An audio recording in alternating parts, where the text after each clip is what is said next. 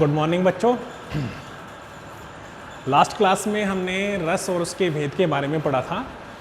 आपको मैंने रस के सामान्य परिचय के बारे में बताया था कि रस है क्या, हमारे स्थायी भाव क्या हैं, रस किन किन चीज़ों से मिलकर बनता है और रस की निष्पत्ति होती कैसे है।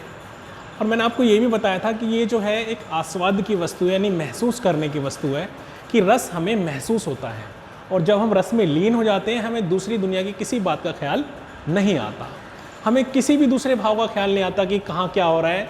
जिस टाइम अगर हम किसी एक रस में लीन है तो दूसरे मन का कोई भाव हमारे अंदर आता ही नहीं है। आज मैं आपको जो मैंने आपको 11 रस लिखवाए थे लास्ट वीडियो के अंदर, उनके स्थायी भाव बताए थे, आज हम उन्हीं पर एक एक करके चर्चा करेंगे। उन्हीं को आपको एक एक करके मैं एक्सप्लेन करूँगा, उसकी व्याख्या करूँगा और आपको वो महसूस होगा कि रस उस रस के अंदर क्या है। चलिए, सबसे पहले श्रृंगार रस। सबसे पहले जो हमारा आता है वो आता है श्रृंगार रस। श्रृंगार को रसों का राजा भी कहा जाता है, रस राज की उपाधि दी गई है इसको, श्रृंगार। देखिए श्रृंगार है क्या। आपने श्रृंगार शब्द सुना होगा कई जगह, औरतों के सजने में संवरने में कई बार कहते हैं ना, बहुत श्रृंगार करके आया आज, बहुत श्रृंगार करके आई है आप। तो एक अर्थ तो ये है कि श्रृंगार जहाँ पर आता है वहाँ पे सजने संवरने का वर्णन जरूर होता है, ज़्यादातर मोस्टली। तो श्रृंगार की हमारे जो धारणाएं वो क्या क्या आती हैं मैं आपको बता देता हूँ। श्रृंगार रस जब हमें महसूस होता है, जब हमारे मन में रति भाव उत्पन्न हो जाता है। रति यानी कि किसी के प्रति प्रेम। प्रेम कैसे उत्पन्न होता है मैंने आपको अंतिम वीडियो में, लास्ट वीडियो में भी बताया था कि क्या होता है, कई बार हम किसी अजनबी से मिल जाते हैं या हमने किसी को देखा या किसी ने हमें देखा और देखने के बाद हमारा आकर्षण उसके प्रति बन गया या उसका आकर्षण हमारे प्रति बन गया। अब हम उसके अंदर उसकी सोच में आ गए हैं और उसके प्रति अगर हमारा खिंचाव होता चला जा रहा है और धीरे धीरे आकर्षण हमारा रति भाव जागृत होता चला जा रहा है। हम आकर्षण में कैसे बने, हो सकता है सामने वाले को देख करके उसकी वेशभूषा, उसका रहन सहन, उसकी बोली के प्रति आकृष्ट हो गए हम, या हो सकता है उसके किसी व्यवहार की वजह से जो हमें आकृष्ट कर गया, उसकी सुंदरता, उसकी मुस्कान, कुछ भी हो सकता है जिसने आपको आकृष्ट किया है और आपके मन में वो रति भाव को जगाया है। उस रति भाव के जागने के बाद जब आप इस रस को महसूस करते हैं, जब आपका रति भाव उद्बुद्ध होकर के बाहर आने को होता है, तब आपको ऐसा महसूस होता है कि मैं प्रेम में हूँ उसके साथ। और जब ये अवस्था आती है तो ये जब दोनों के साथ ये अवस्था है, नायक और नायिका के साथ, तो श्रृंगार में जो है प्रेम व्यापार चलता ही रहता है, यानी प्रेम की अनुभूति होती है। दो प्यार करने वाले, प्रेम करने वाले एक साथ आ गए हैं। अब जब उनके मिलन के जो क्षण होते हैं उसके आधार पर और उनके बिछड़ने के आधार पर श्रृंगार के दो भेद किए गए, मैं आपको बता देता हूँ।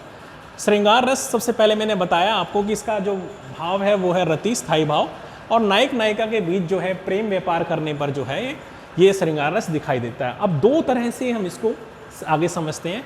पहला इसका पक्ष होता है संयोग श्रृंगार। संयोग मतलब जिसमें आदमी की मिलन की स्थिति होती है। प्रेमी प्रेमिका जब मिल रहे होते हैं तो बहुत खुश होते हैं, बहुत उमंग रहती है मन में, बहुत एक उत्साह सा रहता है, एक बेचैनी सी रहती है अगले दिन के लिए भी तैयारी, और अपने आप में अपने प्रेमी के प्रति उसको दिखाने के लिए सजना संवरना, आदमी अपने पे बहुत ध्यान देता है जब वो प्रेम में होता है इस तरीके से। तो इसके साथ साथ जब वो प्रेम के क्षण होते हैं तो उनके बीच में छोटी छोटी चुटीली बातें भी होती हैं, क्रीड़ाएं भी होती हैं। इस तरीके से उनका प्रेम की जो बातें हैं वो चलती रहती है और ये प्रेम का जो समय है बहुत जल्दी जल्दी उनका बीतता चला जाता है।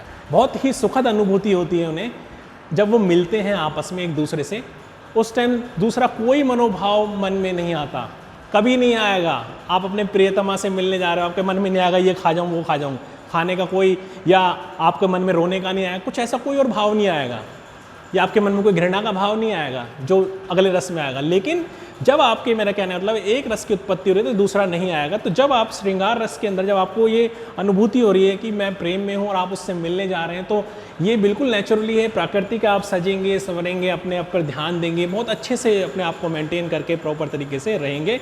तो इसमें जो आता है श्रृंगार के अंतर्गत, प्रेम के अंतर्गत आने में, जब आदमी प्रेम में आया था उसमें होने वाले सारी बातें, उसके जो अपनी प्रेमिका के साथ उसका जो व्यवहार है, वो उसकी जो चेष्टाएं हैं, उसके साथ जो चुटीली बातें हैं, उसका सजना संवरना, सारी चीज़ें जो किस में आती है, हमारी संयोग श्रृंगार के अंतर्गत आती है, क्योंकि संयोग श्रृंगार में प्रेमी अपनी प्रेमिका के पास होता है। अब ऐसी स्थिति में क्या होता है, एक दूसरे से छेड़छाड़ भी शुरू हो जाती है, प्यार भरी छेड़छाड़। एक दूसरे को प्यार में जैसे हम तंग करते हैं, कुछ इस तरीके से जो है नायक नायिकाओं के बीच में भी होता है। हमारे यहाँ भगवान कृष्ण और राधा जी के बीच में जो है प्रेम था, और उनकी प्रेम कहानी तो बहुत अमर है, उसके चर्चे हैं।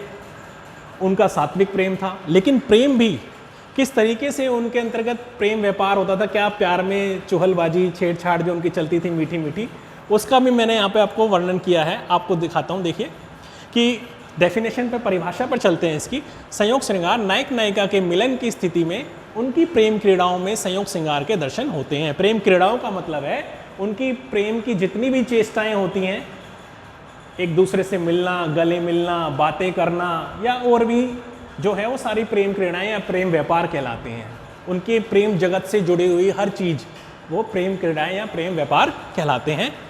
तो यहाँ पर देखते हैं कि यहाँ संयोग श्रृंगार है, जब आदमी मिलता है वो संयोग श्रृंगार है, उसके मिलने की स्थिति है, बहुत अच्छा समय बीत रहा है, प्रेमी और प्रेमिका साथ हैं, तो इससे अच्छा समय उन्हें कभी और किसी बात में उन्हें मज़ा नहीं आता, आनंद नहीं आता। इससे अच्छी जगह, इससे अच्छी परिस्थिति उनके लिए कोई और नहीं हो सकती। तो ये परिस्थिति जिसमें दोनों साथ होते हैं, नायक और नायिका, ये क्या कहलाती है, ये कहलाती है संयोग श्रृंगार की स्थिति। अब इस स्थिति में क्या देखो, जो उनकी चेष्टाएँ हैं वो देखने वाली हैं। प्रेम के बारे में क्या है कि संयोग श्रृंगार के बारे में आपको बता रहा हूँ मैं। जैसे श्री कृष्ण और राधा के बीच की जो है प्रेम क्रीड़ाओं का यहाँ पर वर्णन किया गया है कि भगवान कृष्ण, जैसा आपको मालूम ही है कि वो ग्वाले थे, गायें चराने जाया करते थे।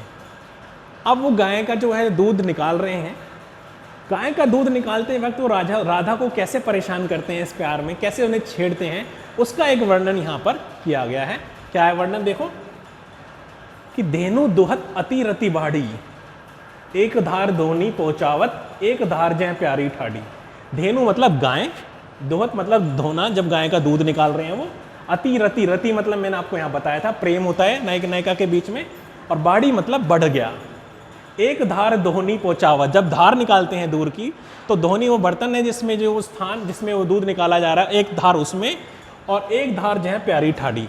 कहने का तात्पर्य है कि एक धार भगवान कृष्ण जो है दूध निकालते वक्त क्या कर रहे हैं, गाय का एक धार तो जो है उस बर्तन में डाल रहे हैं, और दूसरी धार क्या करते हैं, जब राधा खड़ी है उसकी तरफ थन का मुंह उधर मोड़ देते हैं और राधा के मुंह पर जो है वो धार मार देते हैं जान करके।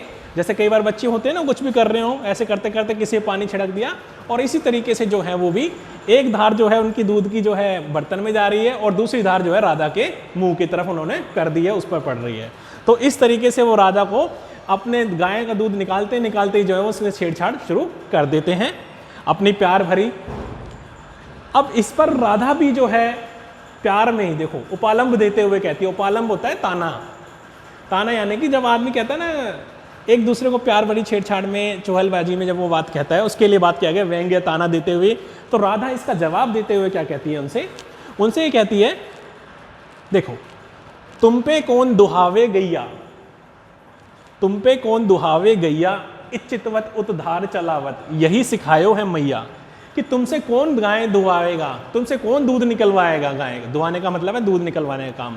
कौन दूध निकाले तुमसे, तुम एक तरफ तो चितवत चला रहे हो अपनी नजरों से मेरी तरफ, और दूसरी तरफ धार चला रहे हो। मैं तो तुम्हारी नजरों के आकर्षण में ही बंधी हुई थी, नजरों की तरफ ही देख रही थी। एक साइड तुम नजरों से वार कर रहे हो और दूसरी तरफ तुम धार मार रहे हो। क्या तुम्हारी माता ने यही सिखाया है तुम्हें, यही सिखायो है मैया, क्या तुम्हारी माँ ने यही सिखाया है। तो राधा ताना देते हुए श्री कृष्ण को यह बात कह रही है। तो ये हमारे संयोग श्रृंगार की स्थिति है। और आपकी किताब में भी कई जगह ऐसा वर्णन भी आता है जब हम आदमी की सुंदरता का भी वर्णन करते हैं। जैसे भगवान कृष्ण ने पीताम्बर धारण कर रखा है, कानों में बालियां हैं, कमर पे करघनी बांधी हुई है। इस तरीके से चाहे स्त्री की सुंदरता का वर्णन हो, चाहे किसी पुरुष की सुंदरता का वर्णन हो, चाहे किसी का भी सुंदरता का वर्णन भी जो है वो हमारा किसके अंतर्गत आता है, श्रृंगार रस के अंतर्गत आता है। वो प्यार भरी जो छेड़छाड़ है, चुहलबाजी है, उपालंब है, वो भी किस में आते हैं, श्रृंगार रस के अंतर्गत आते हैं। तो प्रेमी और प्रेमिका के बीच की भी जो प्रेम व्यापार है वो भी किसके अंतर्गत आएंगे, आपके श्रृंगार रस के अंतर्गत आएंगे। अब हम बात करते हैं श्रृंगार रस के दूसरे पक्ष की तरफ, जो कि है आपका वियोग श्रृंगार। वियोग श्रृंगार, वियोग श्रृंगार क्या है, वियोग का मतलब ये बिछड़ जाना। अब जब ऐसी स्थिति आती है कि नायक और नायिका अलग हो जाते हैं, बिछड़ जाते हैं किसी कारणवश, तो वो एक दूसरे को पाने के लिए छटपटाते हैं, तड़पने लगते हैं, मिल नहीं पाते। तो कैसा कैसा होता है, आजकल की आप तो पिक्चरों में भी देखते हैं क्या होता है। जब ऐसा कुछ हो जाता है, जो हीरो है, नायक है, वो उदास हो जाता है, दाढ़ी बढ़ जाती है, चेहरे के मनोभाव बदल जाते हैं, तनाव में आ जाता है, किसी नशे की लत की तरफ मुड़ जाएगा, या नहीं तो कुछ देवदास वाली हालत में आ जाता है। वो जो है, जो देवदास पिक्चर में भी आपने देखा होगा, तो वो जो स्थिति होती है अपनी प्रेमिका से बिछड़ने की, वो होती है वियोग की स्थिति, वियोग श्रृंगार। इसको भी श्रृंगार के अंतर्गत लिया गया है। जिस तरह से यहाँ मिलन में खुश होता है, तो वियोग में वो बहुत दुखी रहता है, बहुत ज़्यादा वो तड़पता रहता है, उसे पाने के लिए बेचैन रहता है, क्योंकि उसे पता है वो उसे मिलना है नहीं, लेकिन एक उमंग, एक उम्मीद रहती है कि वो आ जाए मेरी ज़िंदगी में दोबारा, क्या पता वो फिर से मुझे मिल जाए। इस तरह की आस जो है उसे बंधी हुई होती है, इस तरह की उम्मीद उसे लगी होती है। लेकिन जब ये बिछड़ना होता है, जब ये वियोग होता है, तो होता क्या है कि तड़प बहुत बढ़ जाती है, बेचैनी, व्याकुलता, रोना, प्यार में रोना, एक अलग तरीके का दर्द महसूस होता है। तो ये सारी चीज़ें जो हैं, ये हमारी किसके अंतर्गत आती है? वियोग श्रृंगार के अंतर्गत आती है। अब मैं यहाँ पर आपको एक एग्जाम्पल, एक उदाहरण देकर बता रहा हूँ कि जब भगवान कृष्ण मथुरा चले गए थे, गोकुल छोड़ करके नंदगांव से अपने, तो हुआ क्या, ब्रिज छोड़ करके वहाँ चले गए। जब वो द्वारका के राजा बने, तो उनके वियोग में सारी गोपिकाएं व्याकुल हैं। एक राधा जी उनसे प्रेम नहीं करती थी, जितनी भी गोपिकाएं थी गांव की, सभी उनसे अथाह प्रेम करती थी, बहुत प्रेम करती थी। अब वो सब रास्ता देख रही हैं कि कृष्ण वापस आएंगे, वापस आएंगे, वापस आएंगे, मिलने की बात कह के गए थे, अभी तक नहीं आए।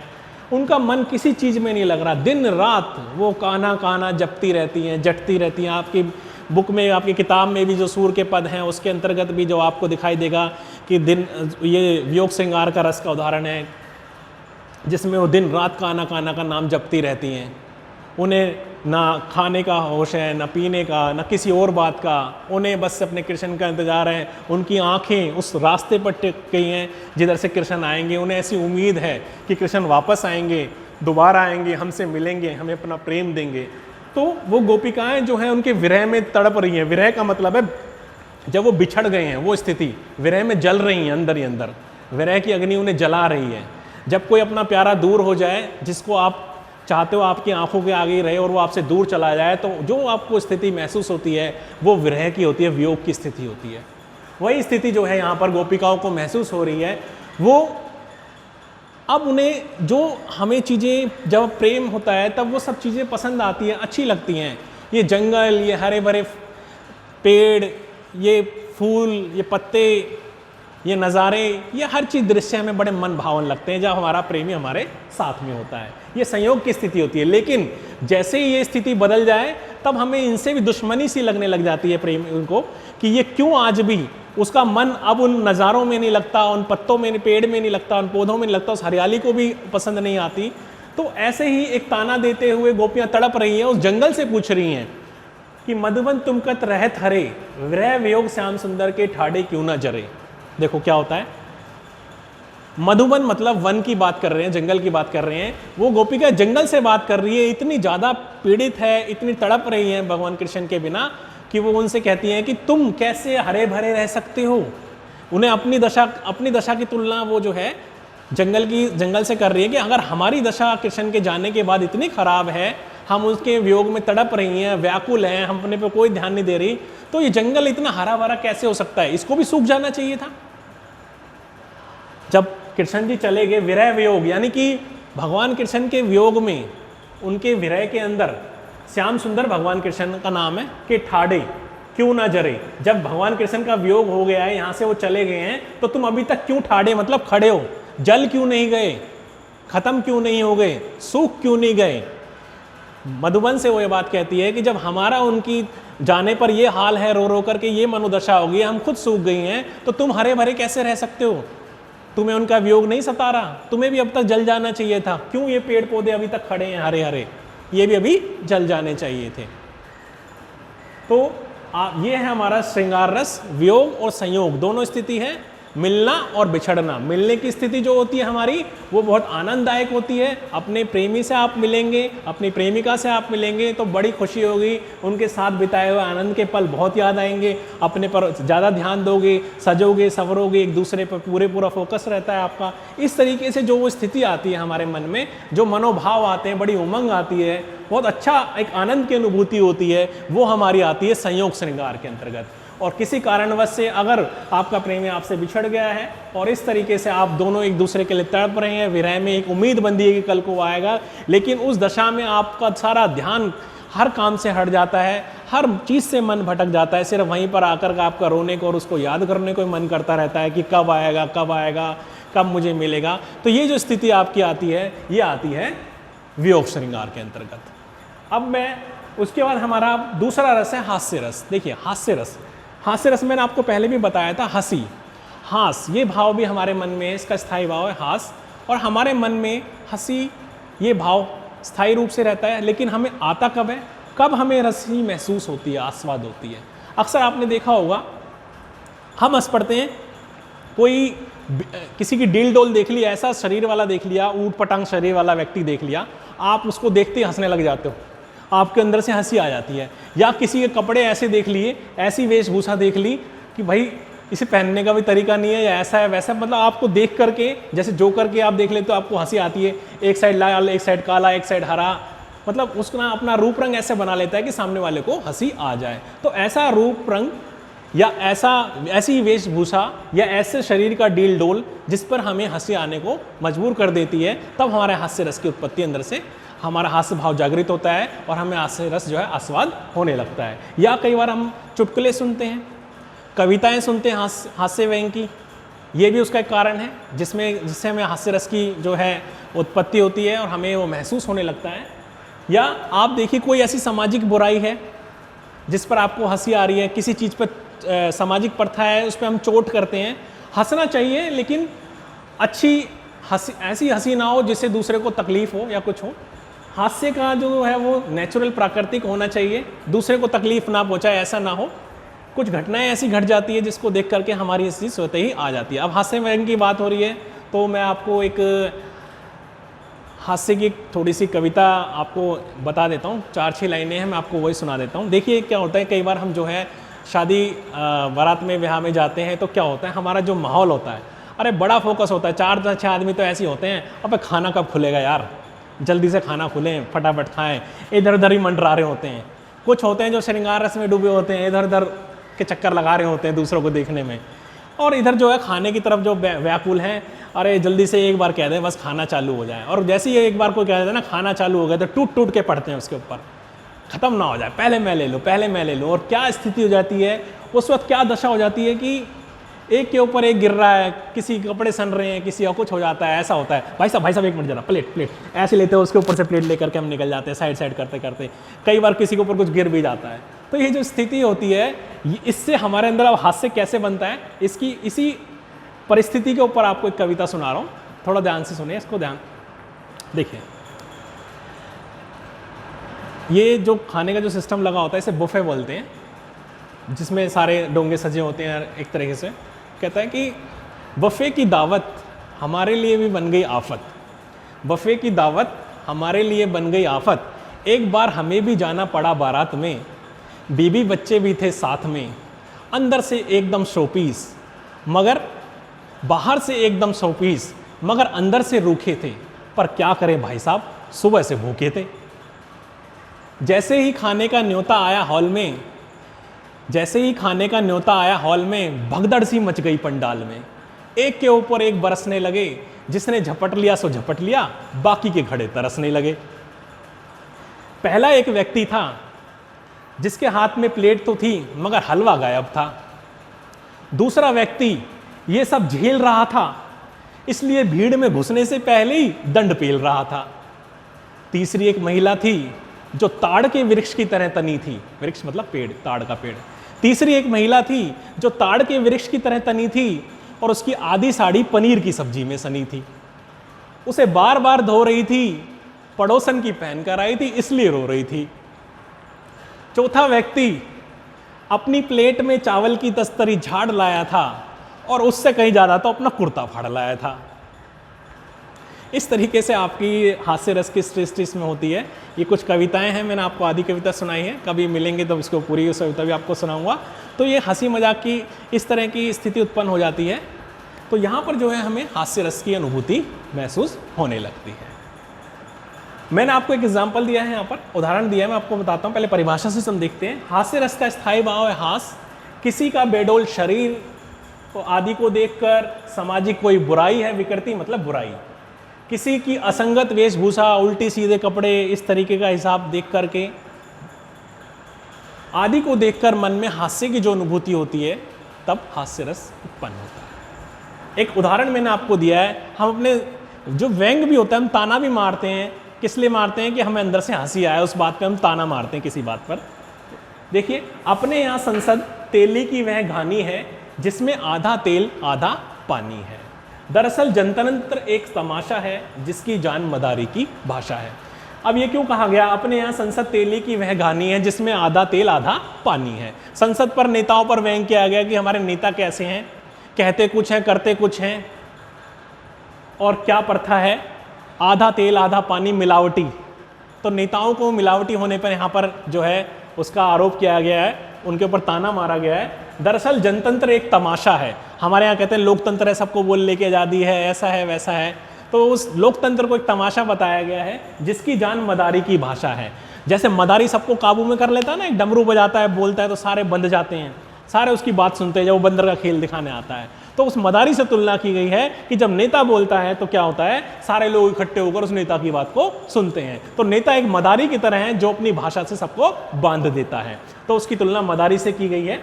इसलिए यहाँ पर हास्य व्यंग की सृष्टि है, एक ताना मारा गया है, व्यंग किया गया है हमारे नेताओं के ऊपर। इसके बाद बात करते हैं करुण रस। करुण रस, इसका स्थायी भाव है शोक। शोक, शौक नहीं कह रहा मैं, शोक, दुख वाला शोक। जब हम दुखी होते हैं, हम दुखी कब होते हैं? हम दुखी अत्यंत तब हैं, या तो हम किसी दूसरे की पीड़ा को महसूस कर लेते हैं, हमारा कोई सगा संबंधी हमारा निकट का ही है, बहुत तकलीफ में है, आपने उसकी पीड़ा को महसूस कर लिया, उस दर्द को समझने की कोशिश करी और आप भी दुखी हो गए, तो आपके अंदर का शोक, आपके अंदर की दया उमड़ने लगेगी। या आपका कोई प्रियजन है और वो उसका निधन हो गया, उसके निधन के पश्चात जो आप रो रहे हैं, जो आप विलाप कर रहे हैं, आप शोक में डूब जाते हैं, स्तब्ध हो जाते हैं, दहाड़े मार मार करके रोना, छाती पीट पीट करके रोना, इतना दुखी हो जाना, आंसू अविरल बह रहे हैं, लगातार बह रहे हैं। आपका वो प्रियजन, आपका वो संबंधी वो चला गया, इस दुनिया से विदा हो गया, अब आप इतना डूबे हो, आपका कोई किसी चीज़ का मन नहीं कर रहा, आप बुरी तरह से उसे याद कर करके रो रहे हैं। तो ऐसी स्थिति में भी जो है करुण रस की उत्पत्ति होती है और हमें करुण रस जो है अपने चरम स्तर पर पहुंच जाता है। अब एक चीज़ है कि रो आदमी, मैं आपको एक थोड़ा सा अंतर बता रहा हूँ कि इंसान रो तो यहाँ भी रहा था वियोग श्रृंगार में, और रो यहाँ भी रहा है बहुत। तो फर्क क्या है? देखिए, जो वियोग श्रृंगार है उसमें क्या होता है, प्रेमी प्रेमिका बिछड़ गए हैं लेकिन उन्हें मिलने की उम्मीद होती है, वो इस आस पर इंतजार करते हैं। लेकिन यहाँ पर जो प्रिय उनका जन है, जो संसार से विदा हो गया, उसकी कोई आस नहीं है, इसीलिए वो रो रहे हैं। तो यहाँ पे जो है करुण रस जो ऐसा आता है, संसार से वो विदा हो गया, निधन हो गया, कोई उनकी प्रिय वस्तु थी वो टूट गई, वो खत्म हो गई, दोबारा नहीं मिलेगी, वो बन नहीं सकती, तो इसलिए उनको जो है दुख हो रहा है। या किसी आपने अपने अभिष्ट, अपने प्रिय को इतने तकलीफ में देखा, जाना, और उसके बाद आपको जो उससे दुख बर्दाश्त आपको उसका नहीं हो रहा है और आप भी उसके दुख में पूरी तरह से डूबे हुए हैं। जैसे यहाँ पर एक उदाहरण मैंने देकर आपको समझाया है, क्या? देखिए कि देखी सुदामा की दीन दशा, करुणा करके करुणा निधि रोए, पानी परात को हाथ छुआ नहीं, नैनन के जलसो पग धोए। होता क्या है, ये एक छोटी सी कहानी है कि सुदामा जी जो हैं अपने मित्र श्री कृष्ण से मिलने के लिए जो है वो द्वारका जाते हैं। बहुत गरीब होते हैं, वो जाना नहीं चाह रहे हैं, वो संकोच करते हैं कि मेरा मित्र राजा है, इतना धन वैभव संपत्ति सब कुछ है, कहाँ मैं तुच्छ सा छोटा सा गरीब सा ब्राह्मण, कहाँ वो राजा। क्या करें, कैसे जाएं। लेकिन उनकी पत्नी बहुत समझाती है कि तुम बहुत तकलीफ में हो, अपने मित्र से मित्र के काम आता है, उनसे जो है सहायता मांगो, तुम चले जाओ। तो वो एक छोटी सी चावल की पोटली लेकर के कहता है अब जाऊँगा तो कुछ ना कुछ चाहिए, उपहार भी देना होता है, किसी घर खाली हाथ तो नहीं जाते। तो उनकी पत्नी थोड़े से कच्चे चावल होते हैं उनकी पोटली में बांध करके वो उनको दे देती है कि अपने मित्र को यही दे देना, हमारे पास गरीब आदमियों के पास यही है, यही एक भेंट है जो आप उन्हें दे सकते हो। तो वो देने के लिए चल पड़ते हैं। अब वो वहाँ तक पहुँचते हैं, कई कोस कई मीलों का सफ़र तय करके, नंगे पाँव, फटे हुए कपड़े हैं उनके, बुरे हालात हैं उनके, द्वार पर भी पहुँच जाते हैं। उनको द्वारपाल भी पागल समझ के भगा देता है, भाग जा, यहाँ नहीं रहते। वो सोचते हैं कहाँ भगवान कृष्ण ये अपना मित्र बता रहे हैं उनको राजा, और कहाँ ये बिल्कुल भिखारी की दीनहीन अवस्था में, तो वो समझते भी नहीं है। लेकिन जब उन्हें भगवान कृष्ण तक जो है उनका संदेशा पहुंचता है तो वो दौड़े दौड़े नंगे पांव, दौड़े दौड़े चलते चलते आते हैं, अपने महल से अपनी गद्दी को त्यागते हुए भागते भागते आते हैं, गेट तक, द्वार तक आते हैं, और कृष्ण और जो है सुदामा को, अपने मित्र को अपने साथ अपने गले लगाते हुए अपने हाथ में उसका हाथ लेकर के पकड़ के उनको अपने सिंहासन तक लेकर के चलते हैं। अब जब वो लेकर चलते हैं, क्योंकि पहले एक रिवाज हुआ करता था कि अतिथि सत्कार किया जाता था, जो मेहमान आता था कोई था उसके पैर धुलाए जाते थे, एक परात भर के पानी लाया जाता था, उसमें उनके चरण रखवाए जाते थे और उनके जो सत्कार कर रहा है वो उनके पैरों को धोया करता था आगे और फिर उसको पोंछा करता था। तो इस तरीके से जो है ये एक प्रथा थी। जब सुदामा भी वहाँ पहुँचते हैं, अब कृष्ण जो है उनको बिठाते हैं सिंहासन पर, और अब वो देखते हैं उनकी जो दीनहीन अवस्था है, जैसे वो देखते हैं भगवान कृष्ण रो पड़ते हैं बुरी तरीके से। क्या देखते हैं कि सुदामा का पूरा शरीर जो है सारा कट फट रहा है, सारी बेवाइयाँ, एड़ियाँ जो उनकी फटी हुई हैं, जगह जगह कांटे चुभे हुए हैं, उनसे खून बह रहा है मुख से, शरीर पर कपड़े भी फटे हुए हैं, बिल्कुल फटे हाल हैं, बहुत दीनहीन अवस्था होती है। ऐसी अवस्था को महसूस करके भगवान कृष्ण जो है उनका दुख दर्द समझते हैं और अपने बचपन की स्मृतियों में भी चले जाते हैं कि मेरा मित्र, मेरा सखा है, जिस बचपन से मेरे साथ जो पढ़ा भी, जिस मेरे साथ रहा भी, आज उसकी ये दशा है। अपनी उस मित्र की दशा को देख करके वो बहुत बुरी तरह जो है व्याकुल हो जाते हैं, विचलित हो जाते हैं। और जब वो पानी मंगाते हैं, प्रात मंगाते हैं उनके पैरों को धोने के लिए, जब उनके पैरों पे हाथ लगा रहे होते हैं कि जैसे जख्म हो रहे हैं, तो अंदर से खुद रोना आ रहा होता है भगवान को उनके पैरों को छूते छूते।